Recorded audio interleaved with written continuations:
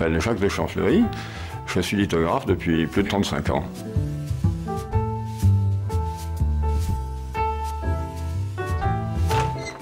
Brièvement, la lithographie, c'est une technique d'impression à plat. Le but de la lithographie, c'est évidemment de faire plusieurs exemplaires d'une même œuvre. Et évidemment, il s'agit d'une œuvre originale qui, par la suite, sera numérotée et signée. C'est-à-dire que c'est une diffusion de par son prix qui permet à des gens d'acquérir des œuvres originales d'artistes qui ne pourraient pas toucher autrement, parce que lorsqu'il fallait acheter une toile ou un original de cet artiste-là, c'est beaucoup, beaucoup plus cher. Ça a quand même trouvé une belle pierre pour faire ça. Hein. Oui, c'est une jolie grise. Le peintre arrive, envahit l'atelier, investit l'atelier et dessine sur une pierre qu'on lui a préparée. En fait, il dessine exactement comme chez lui, sur une toile. La seule différence, c'est que le support change. La pierre litho, c'est la pierre dite de Munich. Le procédé a été inventé là-bas. C'est un calcaire très dense, très serré et poreux par conséquent. Naturellement, elles sont réceptives au gras. C'est-à-dire que quand on met un doigt dessus, elle le prend. C'est une sensibilité extrême et c'est pour ça qu'elle est intéressante dans le procédé, c'est-à-dire qu'elle prend en mémoire tout ce qu'on lui met dessus. On se contente de dessiner dessus avec toujours une encre noire. Une fois qu'on a dessiné, le dessin lui-même est rentré dans la pierre. Il s'agit simplement de le fixer. Une fois que la pierre est dessinée, on passe la solution d'acide nitrique glomaravique dessus, on laisse reposer ça pendant une nuit parce qu'il faut que l'acide travaille longuement. L'encre va protéger la pierre et l'acide va attaquer à l'endroit où il n'y a pas l'encre.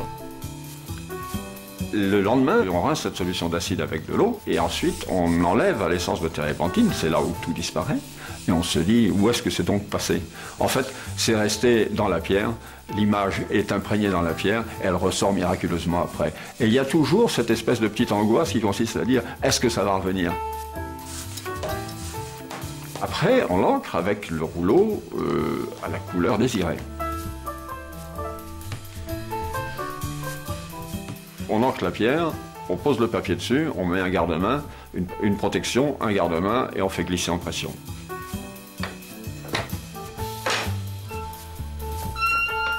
On fait un tirage limité, on tire, surtout sur les grandes pierres, on n'en tire pas beaucoup.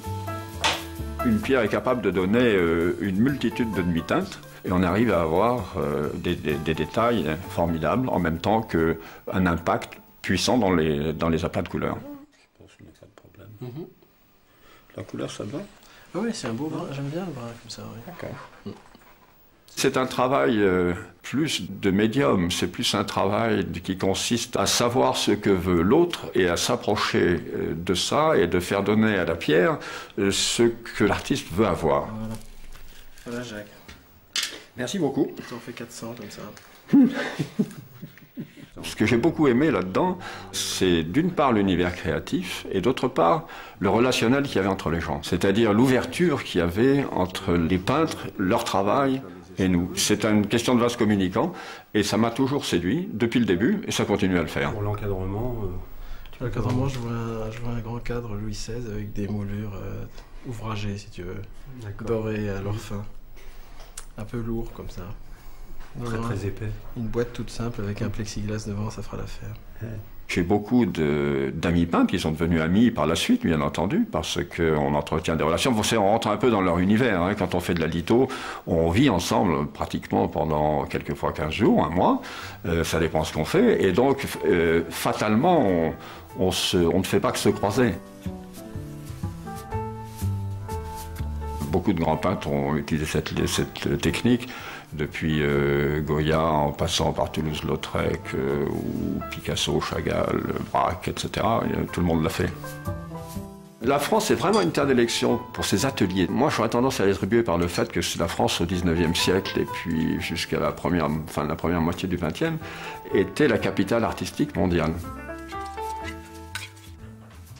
On a un savoir-faire, on le transmet d'ailleurs, et j'espère bien que ça continuera, et je suis en train de le faire. Mon fils s'occupe de l'atelier maintenant, et il faut du sang neuf pour que les choses continuent, se perpétuent.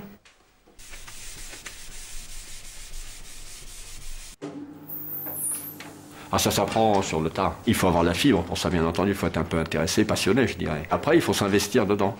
Il n'y a pas d'autre solution que plonger les mains dans l'encre et de s'y mettre.